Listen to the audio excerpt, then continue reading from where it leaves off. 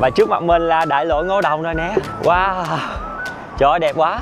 Ôi mình tưởng hụt mùa thu rồi, không ngờ là đi đúng luôn. Không còn biết từ gì để diễn tả luôn anh. Có một cái lá là diễn tới chiều, diễn tới tắt nắng luôn, chưa hết content nha. Chụp hình ở đây là phải né cái xe đó nha. Dạ tán, dạ tán. Khu vực này mình chấm 10 điểm nha. Mình không ngờ ở Nam Kinh lại có một cái góc như thế này luôn. Trời đất ơi, cái gì đấy? Ủa sao nó nhiệm màu vậy? Ê. Mọi người có tin đây là cái toilet không? Wow, trời đất ơi, ảo diệu dã man vậy. Hèn chi ở đây người ta không gọi là restroom, cực kỳ chịu chơi luôn. Rồi, tới công chuyện. Trời ơi, đẹp quá đi. Thể theo yêu cầu của 3.000 quý vị khán giả, bạn mình đã xuất hiện. Xin giới thiệu với mọi người, đây là trải nghiệm trời đông buốt giá ngồi chờ ăn vịt quay Bắc Kinh. Cỡ 0 độ rồi đó, chắc 0 độ thấy lạnh dữ rồi đó.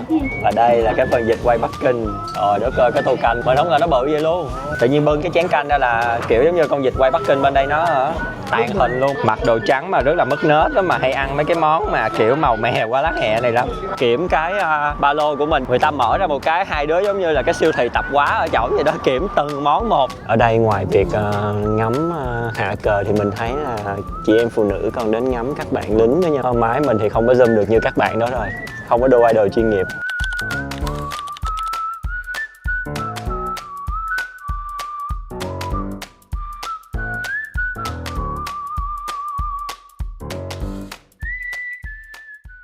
Hi, chào buổi sáng mọi người. Bây giờ đây là khoảng 5 giờ kém 15 và mình đang có mặt tại sân bay quốc tế Tân Sơn Nhất ở thành phố Hồ Chí Minh. Và sáng nay thì mình sẽ đáp chuyến bay đầu tiên từ thành phố Hồ Chí Minh đến với thành phố Nam Kinh, và từ thành phố Nam Kinh thì mình sẽ nối chuyến để đến với lại thành phố Bắc Kinh. Và đó sẽ là những chuyến bay đầu tiên trong chặng hành trình khám phá Trung Quốc. Hy vọng là mọi người sẽ đón xem chuỗi vlog review lần này nha. Chuyến du lịch Trung Quốc lần này của mình thì sẽ kéo dài trong khoảng 3 tuần, cụ thể hơn là 23 ngày, với lịch trình sơ lược như sau. Nam Kinh thì khoảng nửa ngày, Bắc Kinh thì được 3 ngày, Cáp Nhĩ Tân 5 ngày, Thành Đô 4 ngày, Củ Trại Cầu 2 ngày, Trùng Khánh 4 ngày và Trương Gia Giới 4 ngày. Như những lần trước thì chuyến lần này mình cũng sẽ đi tự túc hoàn toàn 100%. Cho nên là ở mỗi tập vlog trong chuỗi lần này thì mình sẽ lần lượt chia sẻ đến mọi người những kinh nghiệm cũng như là những trải nghiệm thực tế khi đi du lịch tự túc ở các địa điểm mà mình đã liệt kê ở trên ha. Nếu thấy hữu ích thì mọi người nhớ nhấn đăng ký kênh để ủng hộ mình ra thêm nhiều video trong tương lai nha. Với chuyến bay đầu tiên trong chặng hành trình hôm nay thì mình sẽ không chọn bay thẳng từ thành phố Hồ Chí Minh đi Bắc Kinh luôn, mà mình cố tình chọn chuyến bay nối chuyến ở thành phố Nam Kinh để có thể ghé qua một vài địa điểm ở thành phố này, cũng như là thử vận may coi có bắt kịp mùa thu lá vàng ở đây hay là không. Hôm nay thì mình bay với hãng China Eastern Airlines, khởi hành vào lúc 6 giờ 20 sáng từ thành phố Hồ Chí Minh và sẽ đáp xuống Nam Kinh vào lúc 11 giờ 30 sáng cùng ngày. Và ngày hôm sau đó thì mình sẽ tiếp tục nối chuyến đi Bắc Kinh. Với chuyến bay nối chuyến này thì ở chặng đầu tiên khi xuất phát từ Tân Sơn Nhất, mình sẽ phải tự lấy hành lý khi đáp xuống sân bay Lọc Khẩu ở Nam Kinh. Sáng ngày hôm sau trước khi bay đi Bắc Kinh thì mình sẽ phải check-in gửi hành lý lại một lần nữa. Số hiệu của chuyến bay cũng như là lịch trình của nó thì mình đang để ở trên màn hình để các bạn có thể tham khảo nha. Nếu các bạn cần tìm đường link đặt vé thì có thể kéo xuống phần mô tả của video này ha.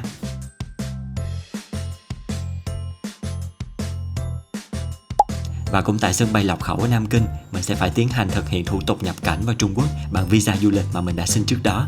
Về cách xin visa và thủ tục nhập cảnh như thế nào thì lát nữa mình sẽ chia sẻ thêm với mọi người ở phần sau ha.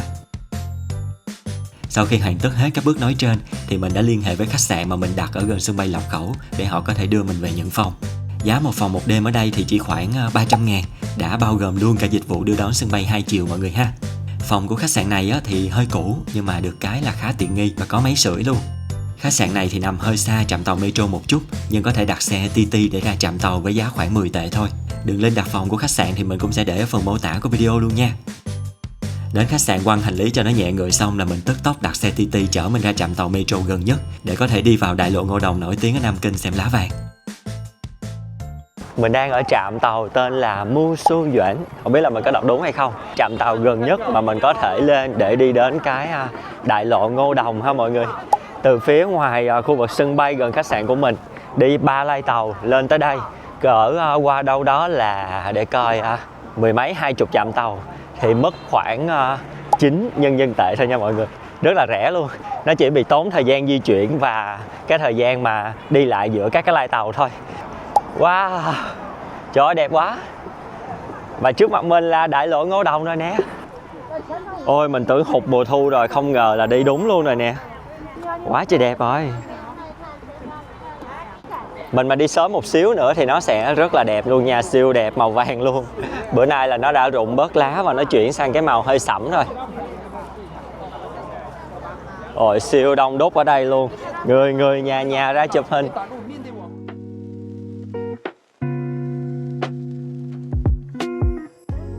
Nam Kinh được xem là một trong tứ đại cố đô của Trung Quốc. Và khi đến với Nam Kinh thì không ai có thể bỏ qua được con đường Lăng Viên, hay còn có tên gọi quen thuộc hơn là Đại lộ Ngô Đồng. Đây chính là đoạn đường vừa lãng mạn vừa nổi tiếng bậc nhất của thành phố Nam Kinh.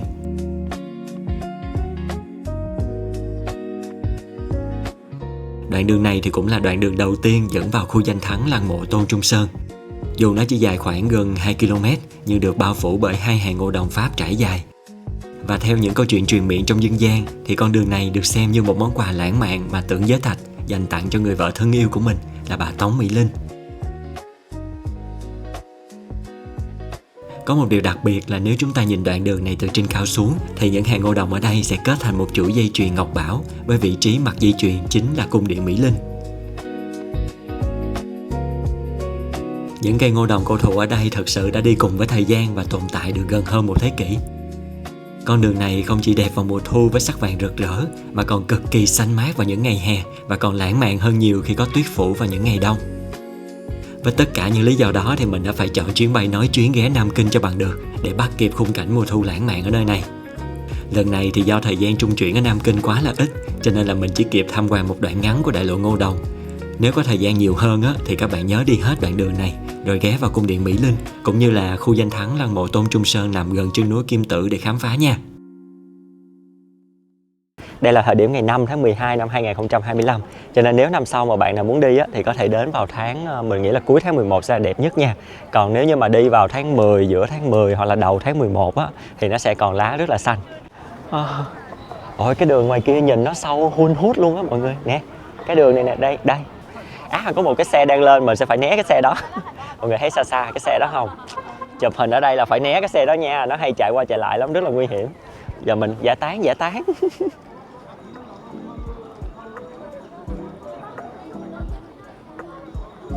Mình tưởng cái này là cái lá phong chứ đúng không mọi người?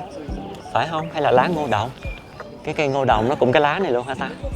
Đẹp ghê luôn á. Có một cái lá là diễn tới chiều, diễn tới tắt nắng luôn, chưa hết content nha. Trời ơi mọi người ơi, cái background sau lưng mình không còn biết từ gì để diễn tả luôn á. Nó đẹp, dã man luôn.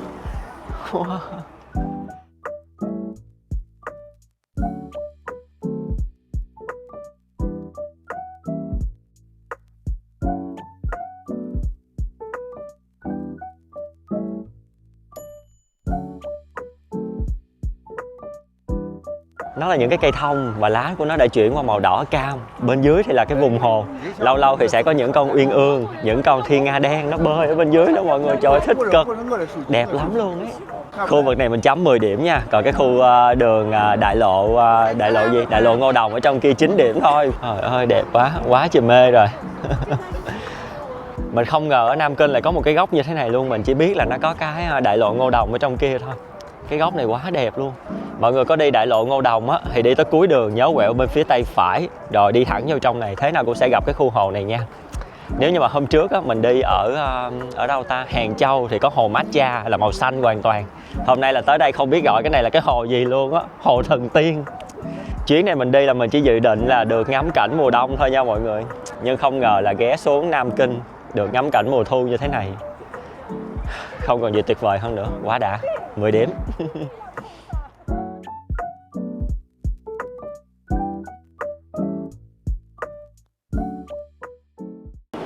Đây là không gian bên dưới có một cái trạm tàu điện ngầm ở Nam Kinh ha mọi người. Nhộn nhịp dễ sợ luôn. Đây là một cái exit của cái trạm tàu này. Trạm tàu tên gì thì mình quên tên luôn rồi. Để mình để ở đây cho mọi người coi. Và đây là cái cổng đi lên của trung tâm thương mại tên là Deji Plaza. Cái cổng vô nó sáng trưng, trời đất ơi dữ thần. Rồi một lát nữa mọi người sẽ thấy có một thứ nữa ở trong này cũng sáng trưng luôn. Đợi xíu nha, chuyển cảnh cái là tới nha. Và đây là cái điều đặc biệt mà mình muốn nói tới. Những cái washroom của cái trung tâm thương mại này nó rất là đẹp mọi người. Nó đầu tư cực kỳ. Ví dụ như ở trên tầng này giống như là một cái vườn Nhật Bản không? Dữ thần ha. Mọi người có tin đây là cái toilet không? Đây, tiếp theo là một cái washroom khác nha mọi người. Trời đất ơi. Ủa? Ê, trời đất ơi, cái gì đấy? Ủa sao nó nhiệm màu vậy? Ê.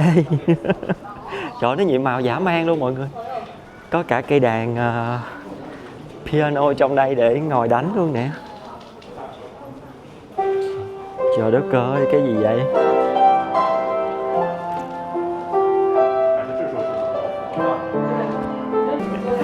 Trời đất ơi, còn ở phía trong đây giống như là một cái bảo tàng nghệ thuật vậy đó mọi người. Đó, coi nè, dữ thần chưa? Ôi, quá trời nhiều màu rồi. Wow. Trời ơi, nó ảo diệu dã man vậy. Ôi, giống như là đi bảo tàng nghệ thuật vậy đó mọi người. Mấy cái washroom này nó không có dấu hiệu ngừng lại mọi người ơi. Một cái khác ở trên này nữa nè. Ôi, cái này cổ điển cực. Wow. Trời đất ơi. Ê. Wow. Trời ơi, cái gì đấy?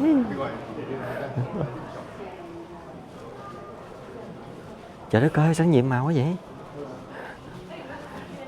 Ôi, nhìn nó siêu đẹp á mọi người. Hay quá ha. Hèn chi ở đây người ta không gọi là restroom, không gọi là bathroom. Người ta gọi là washroom. Vô ngồi nói chuyện ở trong này.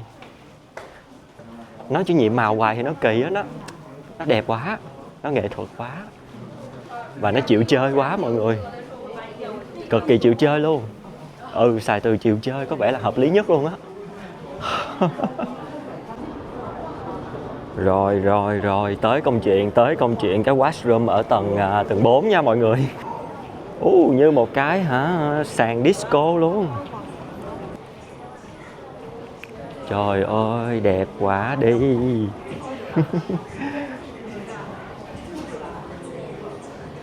Nhìn nó đã mọi người ha. Mỗi tầng mỗi phong cách luôn á, hay thật. Cái màu dễ chịu cực kỳ luôn mọi người ơi. Nó không có bị sến nha. Wow. Cái ý tưởng này hay ha. Mà họ chịu chơi lắm luôn á mọi người. Cả một cái không gian rất to nha. Cái này chắc cho mướn được rất là nhiều những cái tiệm để bán đồ ở trong đây luôn á. Mà họ không làm vậy. Họ làm thành những cái washroom. Rồi bây giờ mời đoàn mình di chuyển xuống tầng 3 nha. Một cái washroom tiếp theo. Phong cách nhìn rất là manly luôn nè. Phong cách rất là Anh Quốc á mọi người. Giống như là Kingsman á. Mấy cái phim kiểu đó đó. Wow, đẹp quá. Gatsby rồi đó mọi người. Trời ơi. Ê, đẹp nha. Tầng nào cũng thấy đẹp hết trơn á. Bây giờ thì mình đang có mặt ở một cái khu vực gọi là Lao Men Dong. Hình như đó là cái chữ ở trên cái cổng đó luôn đó mọi người. Trời, trang trí đẹp quá ha. Một cái cổng rất là cổ cũ kỹ nhưng mà họ gắn mấy cái đèn led lên kìa, nhìn xịn ghê. Giống như là cái đầu lân ở giữa vậy đó. Wow. Chợ khu này làm mình liên tưởng tới đại đường không bao giờ ngủ ở Tây An mọi người ạ. Khá là giống nhưng mà quy mô nó hơi nhỏ hơn xíu thôi. Và xa xa bên đây mọi người có thấy trăng không? Trời ơi, đẹp quá. Bằng một cách kỳ diệu nào đó thì mình luôn luôn đi chơi vào ngày trăng tròn. Trời ơi, có rất là nhiều nhánh rẽ nha. Đêm nay của tôi là rất dài luôn nè.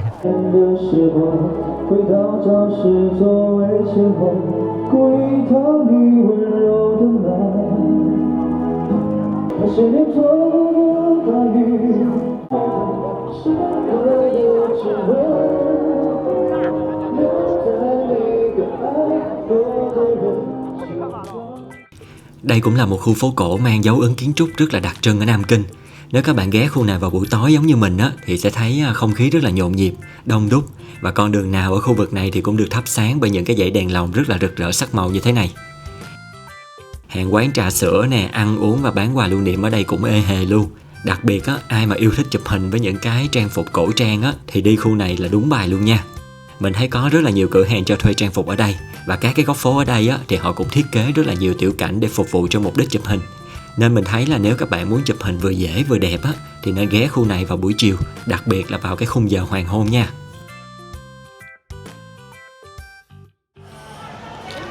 Trời lạnh quá mọi người ơi. Mình đã ghé vô cái food court và mình đã order một cái tô mì, không biết gọi là mì hay bún cho nó chính xác nữa mọi người. Có rau cải nè, rồi thịt bò sắc lát nè, với lại là nước súp thì mình gọi là nước súp cay cho nên nó có rất là nhiều sa tế.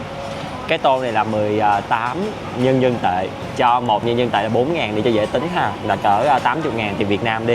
Rồi cái chai nước này giá là 10 nhân dân tệ, tức là khoảng đâu đó 20.000 tiền Việt Nam. Ủa đâu, 10 nhân dân tệ là 40.000 tiền Việt Nam ha. Rồi toàn bộ cái bữa ăn này của mình là khoảng 120 đó mọi người. Tự nhiên bữa nay tính nhân dân tệ ra thấy nó mắc vậy ta. Và cái đợt này khi qua tới đây rồi mình mới sực nhớ lại là lần trước mình có nói là người Trung Quốc người ta hay mặc đồ đen là tại vì hay ăn mấy cái món mà dân dân này nè. Xong bữa nay mình tiếp tục mặc đồ trắng coi tức không. Nó giống như sợi miếng dong gì đó mọi người, nhưng mà nó không có bị quá là dai nha. Rồi sa tế cay. Cái sợi miếng này thì nó không có thấm gia vị cho nên ăn nó khá là nhạt nhẽo. Vừa cay vừa nóng đã quá. Wow. Trong đây có rất là nhiều cải thìa nha mọi người. Trời ơi, nó dính cái sa tế ăn cay điên lên. Bò nạm rất là mềm và thấm gia vị. Lần này đến Nam Kinh á, chủ yếu là để quá cảnh thôi mọi người. Mà mình định là sẽ đi rất là nhiều điểm luôn nha. Ở trên cái lịch trình của mình á, mình để rất là nhiều điểm ở Nam Kinh mà mình muốn đi. Thành ra là nếu như hôm nay mình đi không được thì mình sẽ để cái list của những cái địa điểm đó ở bên dưới phần mô tả của video. Cho bạn nào sắp đi Nam Kinh thì có thể tham khảo ha. Vẫn giống như mùa đông năm trước là mình đi quay một hồi là cái tay mình nó bị tê cứng ngắc luôn mọi người. Cho nên là không có dám ở ngoài trời nữa, phải chạy vô trong nhà. Nhiệt độ bên ngoài bây giờ đang chỉ là khoảng 8 độ C mọi người ha. Tính ra đợt này là mình quá cảnh ở Nam Kinh để coi được bao nhiêu tiếng nha. Gần 12 giờ mình đáp và về tới khách sạn. 1 giờ mình bắt đầu ra đường. Thì bây giờ là 1 nè, 2, 3, 4, 5, 6, 7, 8. Chơi tới 9 giờ đi. 9 là cỡ 9 tiếng đồng hồ. Chơi xong là mình phải đi lại cái chặng đường hồi trưa mình đi. Tốn đâu đó khoảng 1 tiếng rưỡi đó để vòng ra lại khu vực sân bay. Ngày mai thì từ khách sạn người ta sẽ chở mình ra lại sân bay, rồi mình sẽ bay đi Bắc Kinh. Đợt này không hiểu sao, chắc do tuổi già sức yếu, mới vừa đáp xuống một cái là thấy Nam Kinh quá là lạnh luôn. Đợt trước mình đi Bắc Kinh đó mọi người, nhiệt độ khoảng 0 độ C mình vẫn chịu được nha, không mặc quá nhiều lớp áo nha. Hôm nay là mình đã mặc tới 4 lớp áo. Bên trong là một cái hít tag dạng mỏng mỏng nè, một cái áo thun nè, kiểu len len, rồi thêm một cái ở ngoài này nữa, thấy cũng ấm áp đúng không? Rồi xong thêm một cái áo phao nữa, 4 cái. Với lại một cái nữa là đợt này thì mình sẽ đi rất là dài ngày, tới 23 ngày lận. Thành ra là phải cẩn thận ngay từ đầu. Nếu mà để những ngày đầu bệnh là những ngày sau rất là cực nha. Bây giờ uống thử cái chai nước này nha. Thơm và ngon mọi người, không có bị quá ngọt nha. Không biết là hình như nó có khoai ở trong hay gì nữa nè, rồi cái trái gì nữa nè. Cái vị nó cũng là lạ lắm chứ không chỉ là lê không. Rất là ok luôn. Mình còn thấy có mía lao với lại củ năng nữa. Cái đó thì bạn mình sẽ rất thích. Nếu như bạn nào thắc mắc là bạn mình đâu thì bạn mình chưa xuất hiện đâu nha. Tại vì bạn mình sẽ bay qua sau, tụi mình sẽ gặp nhau ở Bắc Kinh. Trước khi tiếp tục hành trình bay đến Bắc Kinh vào sáng ngày hôm sau á, mình sẽ dành một chút thời gian để chia sẻ với các bạn cách mà mình đã tự xin visa du lịch Trung Quốc, và bên cạnh đó là cả kinh nghiệm nhập cảnh cho chuyến đi lần này luôn ha. Và mình cũng sẽ liệt kê luôn các ứng dụng đã giúp cho mình đi du lịch Trung Quốc một cách phà phà, cho dù là mình không có biết một chút tiếng Hoa nào luôn. Mình cũng đã có một bài viết chia sẻ rất là chi tiết về kinh nghiệm xin visa du lịch Trung Quốc mới nhất trên blog du lịch cá nhân của mình, nên các bạn có nhu cầu tự xin visa á, thì có thể kéo xuống phần mô tả của video này để tham khảo nha. Mình ở thành phố Hồ Chí Minh, cho nên là hướng dẫn này thì sẽ đặc biệt dành cho các bạn có ý định xin visa từ đầu thành phố Hồ Chí Minh ha. Trong phần này thì mình sẽ tóm tắt 2 điểm đổi mới quan trọng so với cách xin visa du lịch Trung Quốc trước đây. Thứ nhất là những cập nhật về quy trình xin visa. Quy trình xin visa mới thì sẽ bao gồm 4 giai đoạn: nộp hồ sơ online, chờ xét duyệt online, nộp hồ sơ tại trung tâm và nhận kết quả. Sẽ có những chú ý sau đây dành cho các bạn. Chỉ nộp hồ sơ xin visa trong vòng 90 ngày trước khi đi thôi nha. Tổng thời gian chờ để có được visa thì thường mất khoảng 14 ngày làm việc. Trong đó thì bước xét duyệt online thường sẽ mất khoảng 5 ngày làm việc. và bước trả kết quả visa thì thường mất khoảng 7 ngày làm việc. Trường hợp thực tế của mình á, thì mình mất khoảng 13 ngày làm việc, không tính thứ Bảy Chủ nhật để có thể lấy được visa. Mốc thời gian cụ thể thì mình đang để ở đây cho các bạn tham khảo ha. Về cập nhật thứ hai đó là bộ hồ sơ chuẩn bị để nộp visa du lịch Trung Quốc á, thì giờ đây hầu hết sẽ yêu cầu là bản mềm, tức là hồ sơ sẽ ở dạng tập tin hình ảnh hoặc là tập tin PDF để nhân viên tiếp nhận hồ sơ có thể thực hiện bước xét duyệt trực tuyến trước. Ví dụ như là giấy tờ chứng minh công việc, sao kê ngân hàng hoặc là giấy xác nhận sổ tiết kiệm online thì các bạn chỉ cần nộp bản scan là đủ. Điều này thì sẽ giúp cho bước đi nộp hồ sơ tại trung tâm trực tiếp á, sẽ trở nên tinh gọn hơn, không cần in quá nhiều các loại giấy tờ ra. Nhưng bù lại á, thì các bạn sẽ phải theo dõi trạng thái hồ sơ của mình sau khi nộp một cách cẩn thận hơn để tránh mất thời gian ở bước xét duyệt online. Trong bài viết chia sẻ kinh nghiệm mà mình đã đề cập ở trên á, cũng sẽ chia sẻ rất là rõ về phần này luôn ha, cho nên bạn nào cần thì nhớ đọc kỹ nha. Nhìn chung á, thì trải nghiệm xin visa du lịch Trung Quốc của mình ở cả 3 lần, bao gồm 2 lần theo quy trình cũ và 1 lần theo quy trình mới, đều trộm vía là diễn ra rất là suôn sẻ.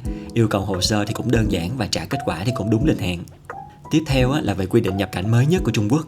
Hiện tại á, thì các bạn sẽ được yêu cầu điền tờ khai nhập cảnh theo dạng trực tuyến. Theo kinh nghiệm của mình á, thì các bạn có thể tự làm trên trình duyệt máy tính hoặc là thông qua ứng dụng WeChat.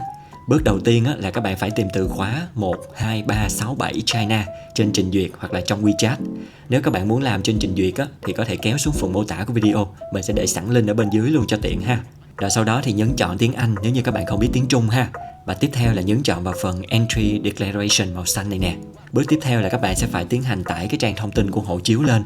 Hệ thống sau đó thì sẽ tự động ghi nhận các thông tin ví dụ như là họ tên, số hộ chiếu, quốc tịch, ngày tháng năm sinh. Việc còn lại á, thì các bạn nhớ kiểm tra xem là các cái thông tin mà hệ thống truy xuất này có đúng hay là chưa và tiến hành khai báo các thông tin liên quan đến chuyến đi, ví dụ như là số hiệu chuyến bay, thông tin khách sạn. Sau khi các bạn đã khai báo xong á, thì hệ thống sẽ trả lại cho các bạn một cái mã QR chứa thông tin nhập cảnh theo dạng PDF. Các bạn nhớ là lưu cái tập tin này vào điện thoại để trình ra cho nhân viên khi được yêu cầu nha. Theo kinh nghiệm thực tế của mình á, thì các bạn chỉ cần báo với nhân viên ở khu vực nhập cảnh là đã hoàn thành cái bước điền tờ khai trực tuyến này rồi, thì họ sẽ tự truy xuất trên hệ thống và sẽ không có yêu cầu chúng ta phải xuất trình cái mã QR này nữa ha. Bây giờ là đến phần của các ứng dụng hữu ích đã giúp mình đi du lịch Trung Quốc một cách phà phà luôn nè. Đầu tiên phải có chắc chắn là Google Translate hay là Google Dịch. Ứng dụng này thì siêu hữu ích đối với một đứa không biết tiếng Trung như mình. Cần dịch trực tiếp văn bản, hình ảnh hay là giọng nói thì em nó đều làm tốt. Tuy nhiên là ứng dụng này chỉ hoạt động được khi các bạn đang sử dụng SIM đã vượt tường lửa hoặc là đã cài đặt VPN ha. Thứ hai đó chính là bộ đôi WeChat và Alipay. Hiện tại thì cả hai ứng dụng này đều cho phép đăng ký tài khoản bằng số điện thoại Việt Nam và các bạn nhớ là phải tiến hành bước xác thực tài khoản bằng hộ chiếu trước khi sử dụng nha. Cả hai ứng dụng này thì đều cho phép các bạn liên kết trực tiếp với thẻ thanh toán quốc tế của Việt Nam mà các bạn đang có để sử dụng thanh toán ở Trung Quốc. Mình áp dụng cách này và gần như không cần phải đổi tiền mặt khi đi du lịch ở Trung Quốc luôn. Với cách này á, thì mỗi giao dịch thực hiện ở Trung Quốc, tiền sẽ được trừ thẳng vào tài khoản ngân hàng ở Việt Nam và số tiền bị trừ sẽ tùy vào tỷ giá quy đổi giữa Việt Nam đồng và nhân dân tệ của mỗi ngân hàng ở thời điểm mà các bạn thanh toán. Với WeChat thì nó còn được xem là một ứng dụng tin nhắn quốc dân ở Trung Quốc. Các bạn nên có tài khoản WeChat để có thể nhắn tin với khách sạn nè, với các đơn vị dịch vụ đặt vé xe bus hoặc là tài xế vân vân. Nó còn có chức năng dịch ngôn ngữ rất là tiện lợi, giúp cho việc giao tiếp giữa những người bản xứ chỉ biết tiếng Hoa và một đứa đi du lịch chỉ biết tiếng Anh như mình. Ngoài ra thì WeChat còn giúp cho các bạn có thể đặt vé hoặc là mua vé tại các địa điểm tham quan. Bên cạnh đó thì còn giúp cho các bạn có thể scan menu để order đồ ăn, thức uống và thanh toán luôn mà không cần phải mất thời gian ú ớ giao tiếp với nhân viên bán hàng.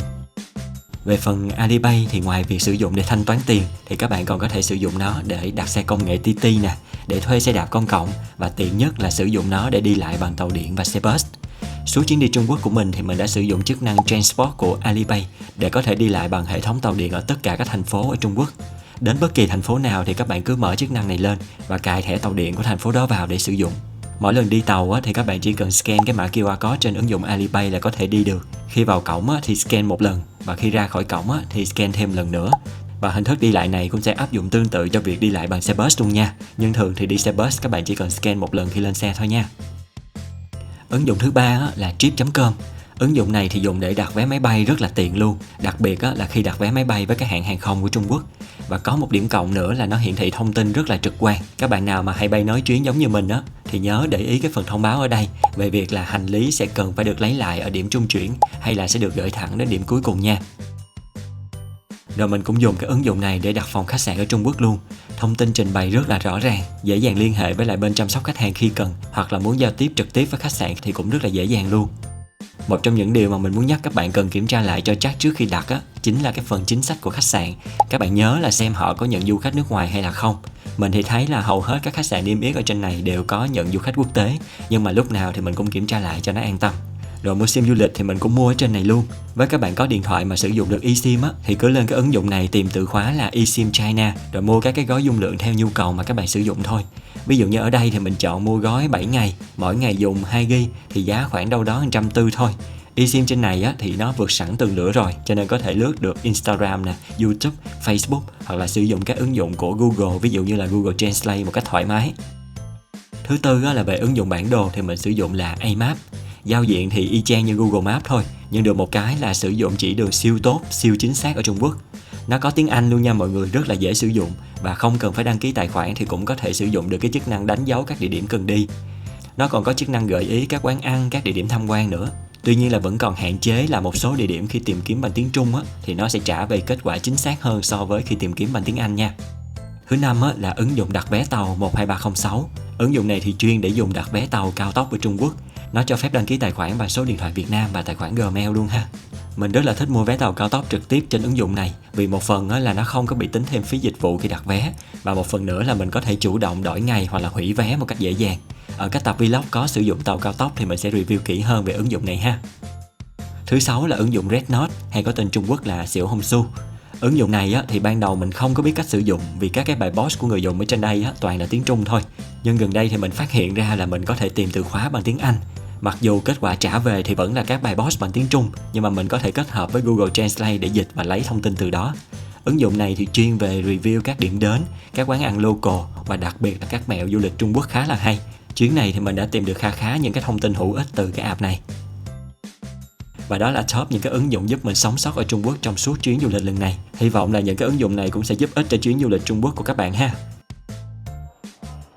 Còn bây giờ thì mời đoàn mình tiếp tục di chuyển vào ngày thứ hai trong chuyến hành trình bay nối chuyến của mình đến Bắc Kinh nha.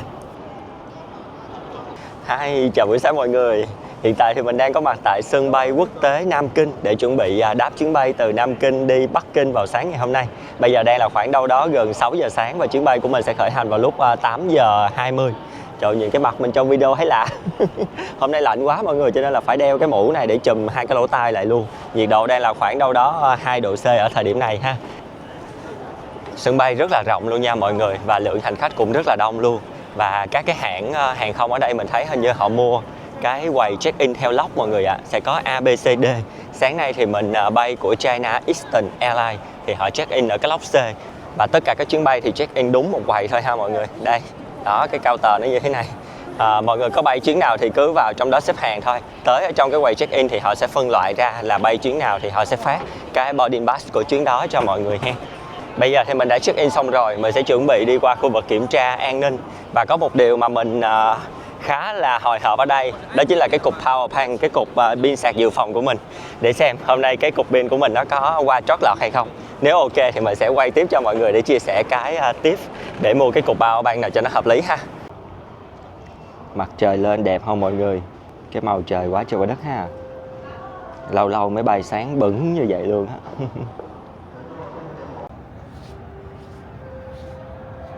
Trong lúc chờ lên máy bay khoảng đâu đó 1 tiếng rưỡi nữa thì mình đã mua đồ ăn sáng.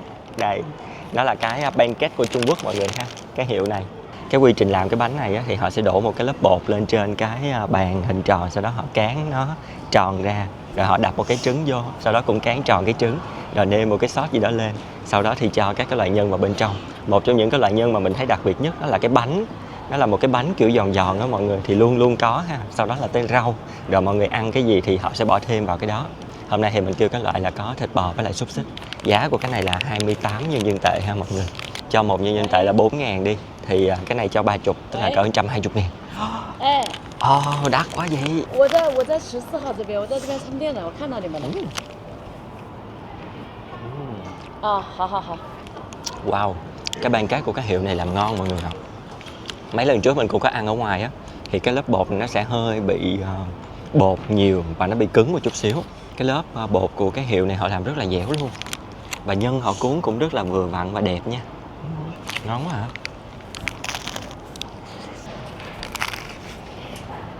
Rồi, quá đã ha mọi người. Thấy có rau là vui rồi đó. Ôi, cái xúc xích vị rất ngon luôn mọi người. Không biết gọi là xúc xích hay lạp xưởng nữa, nhưng mà nó ngon quá. Nhân rất là đầy đặn luôn, thịt bò quá trời luôn nè mọi người. Qua khỏi khu vực kiểm tra an ninh á, thì sẽ có rất là nhiều quán để cho mọi người có thể mua đồ ăn. KFC nè, McDonald's nè, rồi có cả Subway nè, và cái quán này. Mình thấy cái quán này ok nhất á mọi người. Giá nó rẻ á, chứ mấy cái phần kia nó đắt lắm nha. Nó cỡ ba mấy 40 một phần.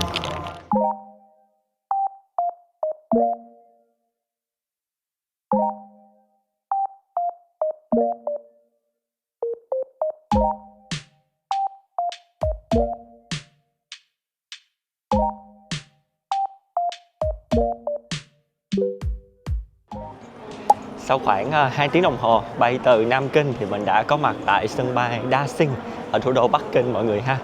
Sân bay Đa Sinh là cái sân bay có kiến trúc giống như là con sao biển đó mọi người. Một cái kiến trúc rất là đặc biệt của thủ đô Bắc Kinh. Mỗi cái nhánh của con sao biển như vậy thì sẽ là những cái cổng khác nhau. Và từ cái cổng đó để đi vô cái trung tâm của con sao biển cũng rất là xa nha. Hồi nãy giờ mình đi chắc cũng 10 phút đồng hồ rồi mới tới nè. Trời ơi, to ghê. Chúng ta đã tới được khu vực trung tâm của cái terminal này. Trời ơi, đẹp quá trời. Và đây chính là trái tim của sân bay Đa Sinh. Đẹp quá ha. Nhìn nó rất là mềm mại luôn nha. Ở đây là những cái cửa hàng miễn thuế của các thương hiệu thời trang luxury nè mọi người. Trời ơi, nhìn nó như cái hoa không mọi người, tủa ra ha. Kiến trúc quá là mê rồi. Nó rộng quá đi bộ mỏi chân luôn mọi người.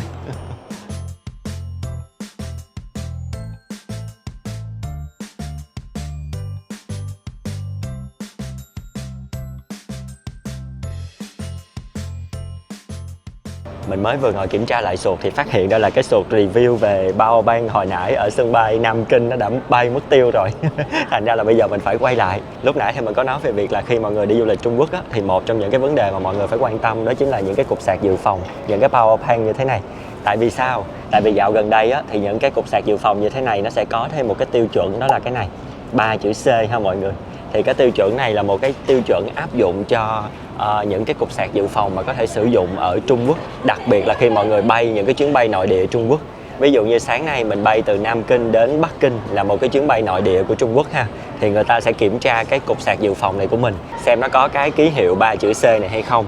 Nếu như có thì họ sẽ dán cho mình một cái tem như thế này để nói cho những người nhân viên khác rằng là cái cục sạc dự phòng này của mình đã đạt chuẩn để có thể lên máy bay để bay một cái chuyến bay nội địa của Trung Quốc.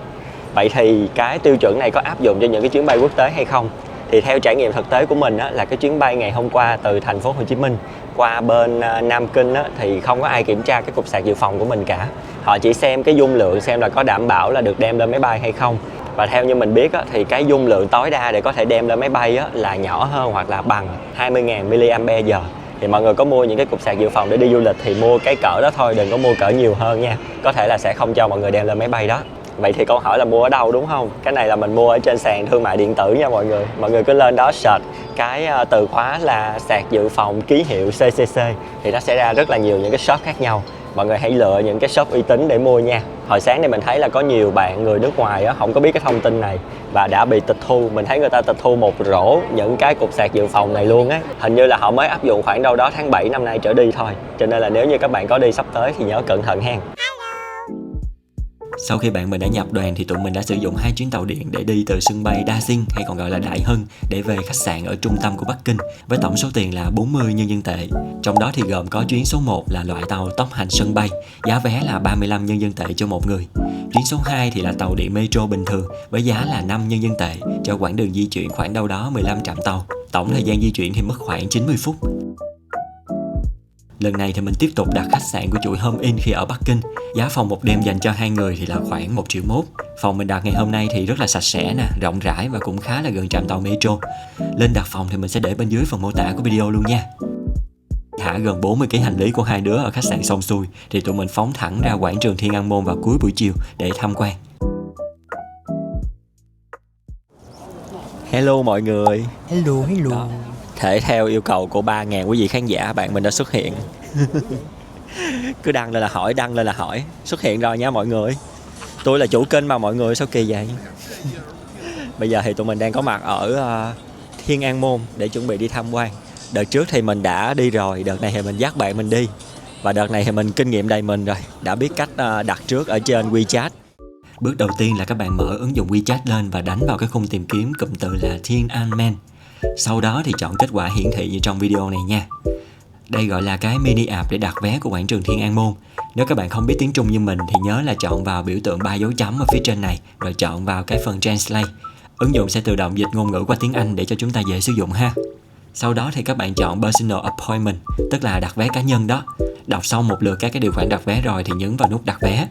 Ứng dụng này sẽ cho phép các bạn đặt vé trước ít nhất là 7 ngày. Và mỗi ngày thì sẽ có 4 khung giờ khác nhau để các bạn lựa chọn. Mình lấy thử ví dụ ở đây ha, là mình mở ứng dụng để đặt vé vào ngày 5 tháng 1. Thì các bạn có thể thấy là ngày 5 tháng 1 nó đã chuyển sang màu xám, tức là nó không cho phép đặt chỗ tham quan nữa, chỉ có thể đặt vé vào các ngày sau đó thôi.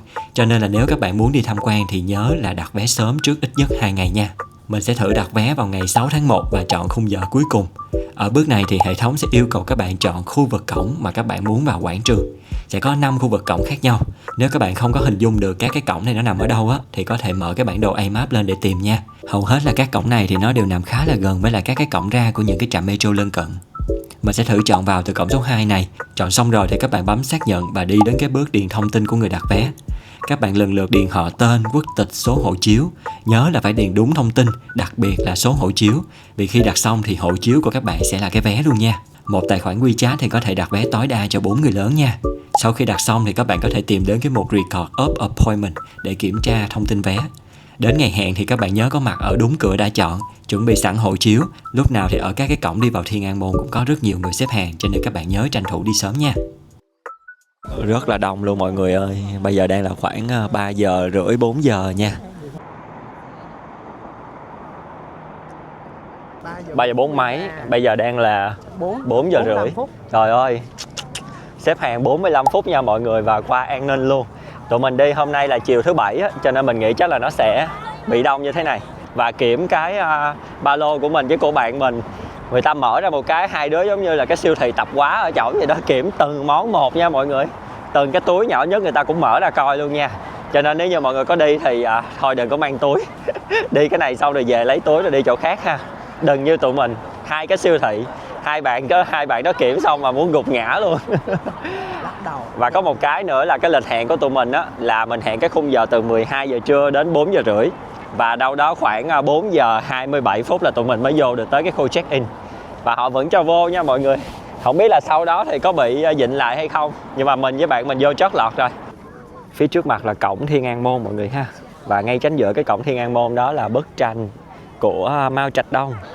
Bức tranh này là bức tranh vẽ tay, mỗi năm sẽ được thay một lần đó mọi người. Trời ơi, lần này mình mới tiếp cận gần cái khu vực này tới như vậy luôn á. Lần trước không có qua đây. Bên trong kia là một hàng lính gác luôn. Không biết có phiên đội gác nào không. Và đối diện với cổng Thiên An Môn này là quảng trường Thiên An Môn ở phía bên kia.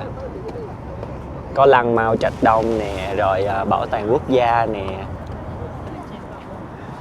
Tụi mình đang định đi qua phía bên kia, cái khu vực của lăng Mao Trạch Đông á.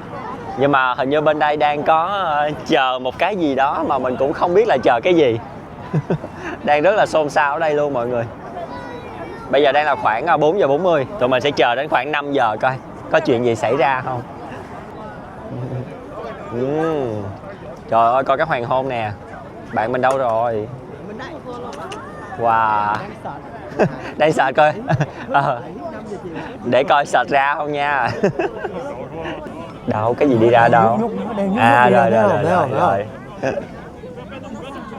Ở phía trước là một cái máy giờ zoom như máy X6, X4, X gì kìa. Cái máy của mình nó không có zoom được tới như vậy đó mọi người. Bây giờ mình sẽ coi ké cái này, truyền hình trực tiếp qua một cái điện thoại. Ồ, điện thoại của bạn zoom dữ quá ha. Phải về mua một cái mới được. Trời ơi, muốn zoom bao nhiêu là zoom luôn kìa, đã đời luôn. Wow. Zoom 900 mấy luôn. Zoom qua tới bên kia đường luôn rồi kìa. Wow, mà rõ quá hả? Dữ vậy trời. Giống như truyền hình trực tiếp vậy đó. Đứng ở quảng trường này mà vẫn phải coi kéo một cái màn hình. Một đoàn duyệt binh đang băng từ phía bên đây cổng Thiên An Môn qua phía bên quảng trường Thiên An Môn bên kia ha mọi người.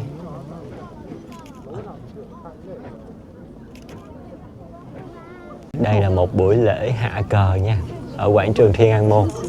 Hôm nay là thứ Bảy và bây giờ đang là khoảng 5 giờ chiều. Mọi người có ra vào thời điểm 5 giờ chiều ở Thiên An Môn thì canh coi nha. Mình không biết là có phải là tất cả các ngày trong tuần không, nhưng hôm nay tụi mình quá là hên rồi. Buổi sáng thứ Bảy thì có lịch vương cờ. Bạn mình mới nhắc mình lại mượn một cái máy khác để zoom. Ở đây ngoài việc ngắm hạ cờ thì mình thấy là chị em phụ nữ còn đến ngắm các bạn lính nữa nha mọi người. Có một bạn lính rất là đẹp trai ở ngoài kia nha. Máy mình thì không có zoom được như các bạn đó rồi, không có đô idol chuyên nghiệp.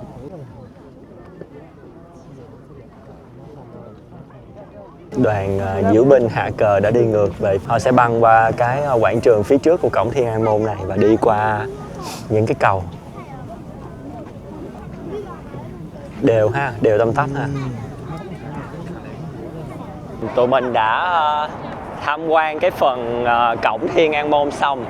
Bây giờ khá là lạnh rồi nha, cống tay nha mọi người. Cầm máy quay vậy thôi chứ nó lạnh quá trời lạnh. Bây giờ tụi mình sẽ đi qua bên phía của cái quảng trường ở phía bên kia. Hồi nãy lúc người ta làm lễ hạ cờ đó. Phía sau của cổng Thiên An Môn này sẽ là Tử Cấm Thành đó mọi người. Và mai sáng thì bạn mình sẽ được lần đầu tiên tiến cung. Còn mình thì đã tiến cung rồi. Lần này mình vô mình thăm lại những bức tường đỏ ngày xưa thôi. Hy vọng là mai có tuyết đi, cầu tuyết đi bạn. Cậu cái ướt liền được liền. Bạn mình coi thời tiết nói là tới thứ Sáu thì mới có tuyết. Đó là cách nay khoảng 6 ngày nữa. Ủa sao ở đây người ta đi xuống được vậy ta? Thắc mắc quá. Mỗi lần ra cái khu này là hàng vạn câu hỏi vì sao luôn á. Đây, ở đây có cái đường underpass để đi bộ qua phía bên kia đó mọi người. Ủa mà bây giờ có đường qua đây chứ không có đường... rồi, thấy rồi. Đây, đi. Trời đất ơi. Một cái đường ngay trước mặt luôn mà đi kiếm ở đâu á. Chui ra. Quá trời luôn nha. Đây, cái đường đi xuống đây rồi. Đi xuống lòng đất một cái là nó lạnh ngang luôn á, nó lạnh cắt luôn á trời. Phải chồi lên lại mới được. Nhiệt độ bây giờ đang là bao nhiêu ta? Mình dự đoán là chắc khoảng với cái này không, là chắc khoảng 6 độ. Khoảng 6 độ đúng không? Đi hết con đường rồi đó mọi người, qua được tới phía bên đây rồi nè. 6 độ, đúng luôn. Tại vì cái lạnh này quá là quen. Tối hôm qua mình đã trải nghiệm cái lạnh cỡ này rồi. Nếu như mà bên Thiên An Môn qua đây được thì chắc chắn là bên đây cũng qua Thiên An Môn được. Và đợt lần trước mình không biết. Mình không có chui qua. Mình tưởng là bên đây phải đặt vé riêng. Nhưng mà thật ra là mọi người đặt cái vé quảng trường Thiên An Môn là sẽ tham quan được cả hai bên nha. Chỉ là không được tham quan cái tháp Thiên An Môn lúc nãy thôi nha. Mình cũng chưa biết cách để tham quan cái tháp đó nữa. Phải đặt lịch hẹn gì đó tùm lum hết. Vô cái app không được. Chúng ta đã qua được bên đây đường. Phà quá lạnh luôn. Ok, 1, 2, 3, action. Đây là số thứ 2 nha mọi người. Tức quá. Hồi nãy giờ nói quá trời nói, quay mấy chục vòng luôn nhưng không bấm record.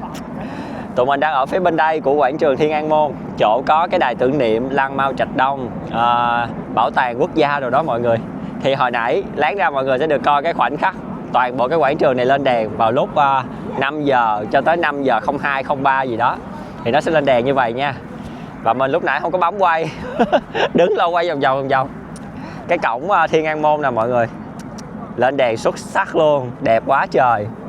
Hồi nãy là lúc mình quay vậy nè là cái khoảnh khắc cái đại lễ đường nhân dân nó lên đèn luôn, nó bật đèn lên luôn. Không bấm record, tức ơi là tức. Khuyến khích mọi người chịu khó đứng xếp hàng, chịu khó đông đúc ra quảng trường Thiên An Môn giờ này nha. Đi buổi sáng nó hơi bị chán và nó bị nắng mọi người ạ. Giờ này hợp lý nè, đẹp quá à. Vui quá, bữa nay quay được cái phiên bản đêm của quảng trường Thiên An Môn để khoe với mọi người. Bên đó lên đèn đẹp mọi người ơi.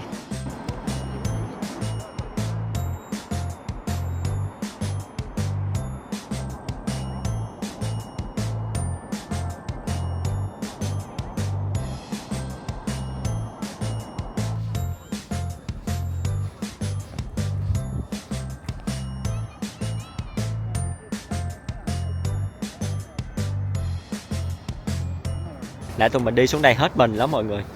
Hết mình đi xuống đây ngắm cho được cái cổng này. giờ quay lại hết hồn. Giờ quay lại hết hồn luôn. Bên kia thì quá trời đồ ăn, Không có cái đường đi qua bên chỗ cái trạm tàu nó ngay bên kia đường rồi mà chặn tùm lum đường hết, không có thể đi qua được nè.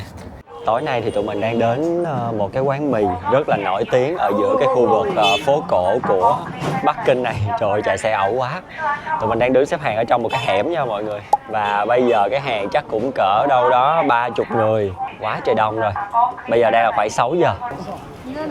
Cái quán này ở ngoài nó đã rất thơm luôn rồi đó mọi người. Giờ đói giờ lạnh chịu không nổi mọi người ơi. Bạn mình chịu không nổi cho nên là bạn mình không có cho mình ăn nữa. Nên tụi mình quyết định đi chỗ khác ăn. hồi nãy tụi mình có đi nghe một cái quán vịt quay Bắc Kinh, cái rút đại một cái thăm nó ra số A13 tuyệt vời. Ê 13 hoài luôn. Đợi phút kêu 11 rồi thôi. Hai đứa đi chơi với nhau mà lúc nào cũng rút ra số 13 nha mọi người. Và đợi khoảng 11 người, 11 bàn. Tụi mình đã quay lại cái quán rồi nè mọi người. Quán này tên là Beijing Hutong Roast Dog ha. Tức là vịt quay Bắc Kinh phố cổ.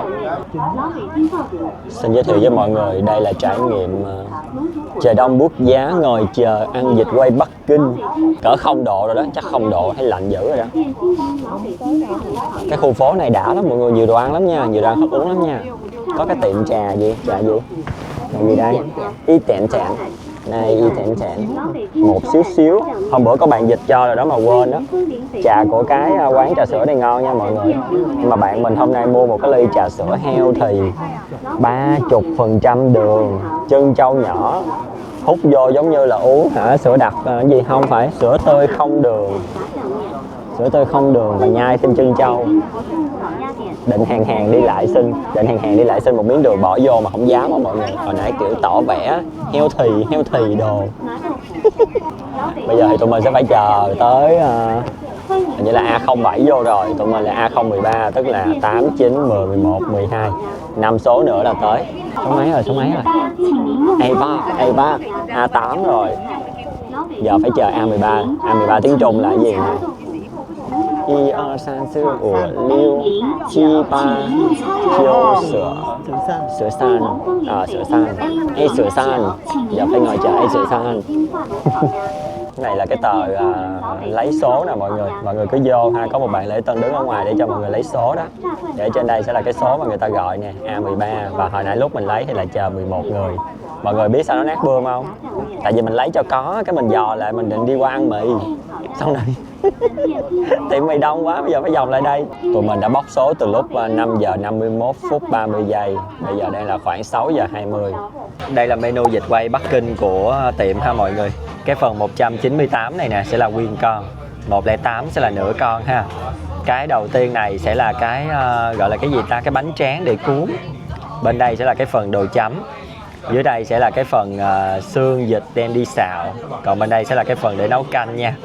Đó là cái menu vịt quay Bắc Kinh. Còn ở bên đây thì họ còn nhiều cái đồ ăn khác, mọi người có thể kêu ăn kèm ha. Và đây là cái phần vịt quay Bắc Kinh. Mình đã kêu nửa con ha mọi người. Đây là cái phần chấm nè. Đây là cái phần bánh tráng. Và họ còn đem ra nửa cái đầu con vịt với lại một cái đùi. Rồi đất ơi, cái tô canh nè mọi người. Mình không ngờ nó bự vậy luôn. Vậy là nó là nửa cái con vịt. Còn lại bao nhiêu cái phần thịt lóc ra là người ta đem đi nấu canh hết luôn. Tự nhiên bưng cái chén canh ra là kiểu giống như con vịt quay Bắc Kinh bên đây nó tàn hình luôn mọi người. Để mình thử cái canh trước. Bạn mình gật gù quá. Ở trong canh thì có cải nè, có miếng nè, có các cái xương vịt, cũng như là những cái thịt vịt xé sợi nhỏ nhỏ còn lại ở trên cái thân mình của con vịt đó. Thơm.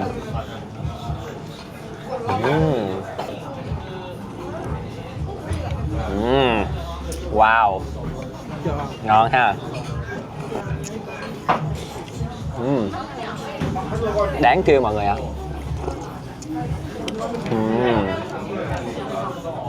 Cái lượt của tụi mình đi 2 người vô, nó còn cái bàn nhỏ bên đây cho nên là bạn cho tụi mình vô đây luôn.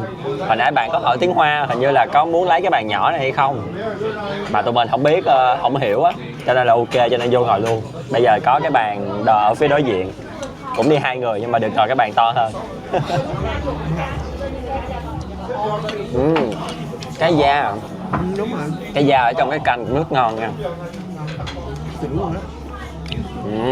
Rồi húp cái canh tỉnh con người luôn á. Nó béo béo, thanh thanh. Ngon. Bây giờ sẽ tới phần của vịt quay Bắc Kinh nha mọi người. Đây. Đợt trước mình đi Bắc Kinh có một mình thôi, mình không có ăn vịt quay Bắc Kinh. Đợt này hả, bạn mình dụ mình đi Bắc Kinh lại, cho nên mình dụ bạn mình đi ăn vịt quay Bắc Kinh. Nó sẽ có cái bánh tráng như thế này để mọi người cuốn nha. Mình nhớ là người ta sẽ chét cái tương lên trước. Rồi lần đầu tiên trong đời ăn vịt quay Bắc Kinh luôn hết trời. Chưa bao giờ ăn luôn á. Đây. Trời ơi. Quá đã cái phần da. Rồi một miếng lên. Thêm một miếng nữa đi cho nó đậm đà. Đây, vịt ha. Sau đó là tới đậu hạnh. Bạn mình thích cái này dữ luôn. Rồi một cái rau gì đó xanh xanh không biết. Nè. Hồi nãy mắc cười lắm lúc tụi mình kêu á. Tụi mình không có biết là cái phần mà bánh tráng này nó sẽ đi riêng, rồi cái phần những cái đồ chấm topping này nó sẽ đi riêng. Tụi mình kêu cái bánh tráng không. Cái là bạn nhân viên hình như lật đật kêu một bạn nhân viên khác bưng cái đồ chấm này ra cho tụi mình nhìn thấy, để tụi mình biết là lộn rồi nha. Cái này là cái gì ta? Giống da vịt. Không phải da vịt. Rau câu. Rau câu hả? Không biết cái gì nữa. Giống như nước cốt cô đặc vậy đó. Ủa không để vô đây cái là nó chị. Cái này nó chỉ có 2 thanh thôi mọi người. Một thanh mình bỏ đây, một thanh mình để cho bạn mình. Rồi, ok. Cuốn vô nha. Đây. Một cái cuốn.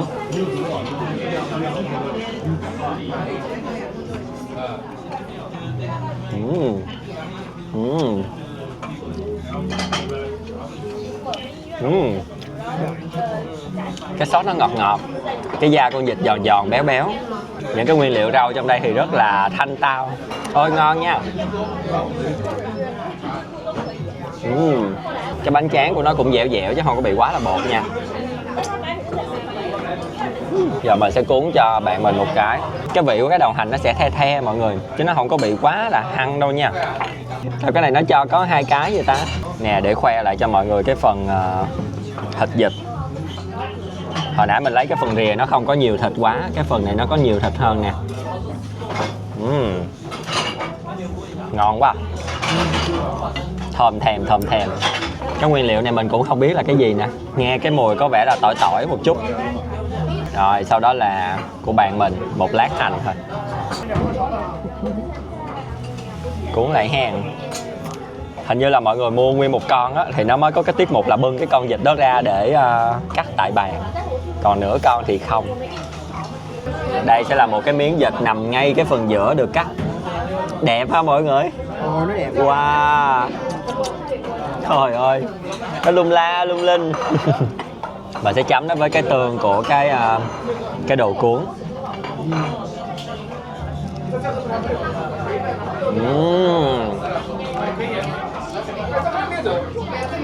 Cái tương của cái đồ cuốn nó có vị ngọt ngọt, ăn rất là cuốn luôn á. Quá đã.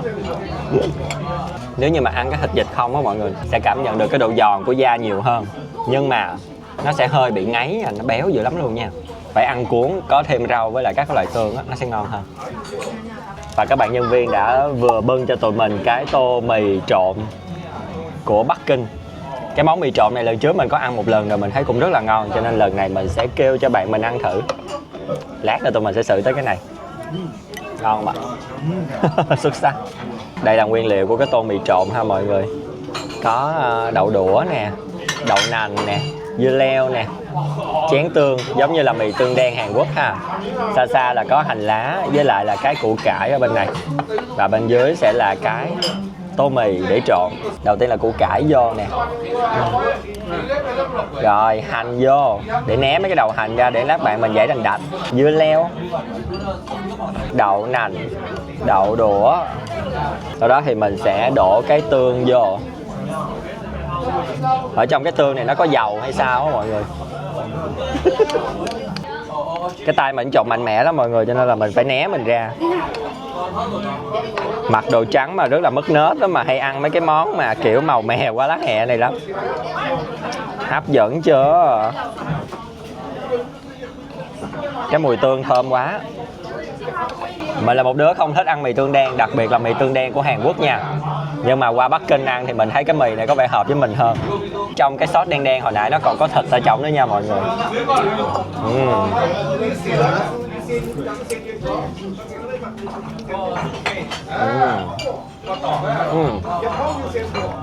Nhưng mà bạn nào không thích cái vị tương nhiều quá thì chắc chắn sẽ không thích cái phiên bản của Bắc Kinh. Nó bị cái vị tương nhiều nha mọi người. Bị đậm quá. Của Hàn Quốc á, thì cái vị tương nó không nhiều, nhưng mà nó lại có cái vị nhẫn đắng theo như mình ăn. Còn cái này thì không. Ngon. Và cái sợi mì của mì tương đen Bắc Kinh rất ngon luôn. Công sức đi bộ sáng giờ đã được đền đáp bằng bữa ăn ngon. Đó là ngon. Tụi mình đã quyết định là cái tô mì tương đen đứa nào ăn thì đẩy qua cho đứa đó, chứ mà múc lên là nó sẽ văng. Cắm mặt vô ăn luôn, đừng có đưa lên như vậy nó sẽ văng. Mình kêu bạn mình cắm mặt vô cái tô mì ăn luôn, đừng có kéo cái sợi mì lên là thế nào cũng gặp tai nạn. Cái này hình như là dưa leo á mọi người. Đúng rồi. Nó xanh quá mình nhìn không ra luôn. Bé dưa xanh quá nhìn không ra. Mình thích cái sự hăng hăng của cái hành này cho nên mình cuốn nhiều lắm. Và ở trong cái khay này thì họ có cho đường nữa mọi người. Không biết sao lại bỏ đường ở đây ta. Lạ ghê. Cái sốt nó cũng đã rất là ngọt rồi đó. Bạn mình say mê với mì tương đen ở bên kia. Vịt giò. Phiên bản mì tương đen này hơi bị premium nha.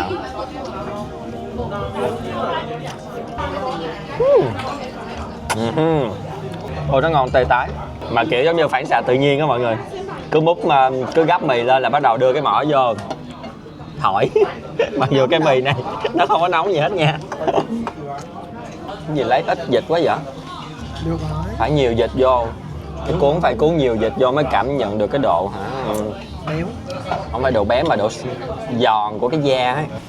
Yeah, đã chọn đúng quán. Bây giờ thì tụi mình đã ở dưới trạm tàu điện ngầm rồi và chuẩn bị đi về khách sạn. Nhiệt độ bây giờ đây là khoảng 3-4 độ C gì đó ngoài trời. Nó lạnh teo rồi mọi người ơi. Cho nên quyết định là đi về ngủ nha, mặc dù chỉ mới có 8 giờ thôi. Ở bên cái khu vực gần cái chỗ tụi mình ăn vịt á, nó có rất là nhiều những cái phố đi bộ cũng như là phố cổ. Mọi người có thể len lỏi ở trong đó nha. Hàng quán ta gọi là ê hề. Sáng mai thì cỡ đâu đó 8 giờ rưỡi tụi mình sẽ phải có mặt ở Cố Cung và bắt đầu đi vô tham quan Tử Cấm Thành vào mùa đông. Ngày mai thì chắc chắn là sẽ không có tuyết đâu, nhưng mà hy vọng là sẽ vắng vắng để có thể đi tham quan cho nó dễ. Hẹn gặp mọi người vào sáng ngày mai ha.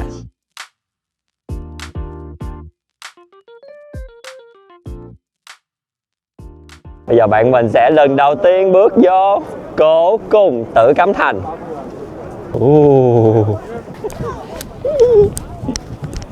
Mình đang tiến về phía của sư tử cái đây mọi người ha. Ủa Triết làm gì đây vậy? Đẹp nha.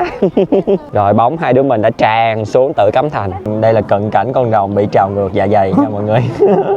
Tình ta nay ra đi vào trong giấc mơ, bao nỗi buồn này đời còn đâu hỡi em. Cái giếng đâu? Bây giờ đi tìm cái giếng rồi, cái giếng đâu?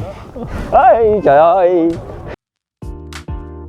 Cảm ơn các bạn đã chọn xem nội dung trên kênh của mình. Đừng quên nhấn like, share và subscribe trên kênh YouTube cũng như follow Instagram của mình để cập nhật nhanh nhất những hành trình du lịch sắp tới nha.